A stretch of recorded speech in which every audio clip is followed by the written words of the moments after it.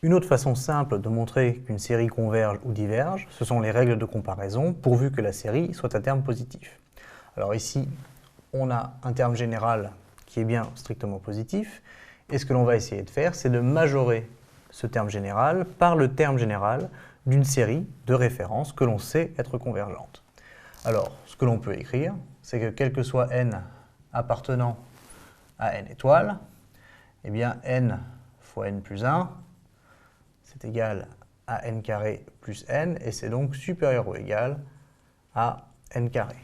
Ce qui veut dire, par inverse, que quel que soit n appartenant à n étoiles, eh bien 1 sur n, n plus 1, est inférieur ou égal à 1 sur n carré.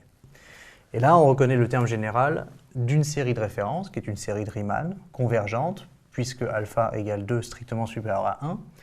Et donc, on va pouvoir conclure que la série de termes général 1 sur n, n plus 1 est également convergente parce que ce sont deux séries à terme positif. Donc, la série 1 sur n carré est convergente comme série de Riemann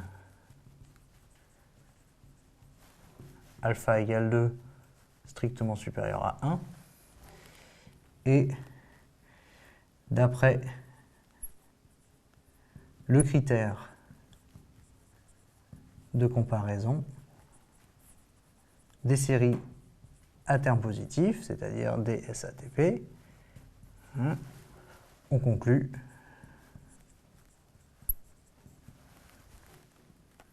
que la série de termes général 1 sur n, n plus 1,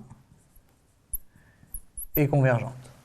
Donc c'est une des règles de comparaison, ça n'est pas la seule évidemment. On pourrait imaginer si cette série ici, enfin si la série dont le terme général est celui-ci diverge, eh bien celle-ci évidemment va diverger également. On pourrait minorer par le terme général d'une série divergente pour montrer que la série est divergente.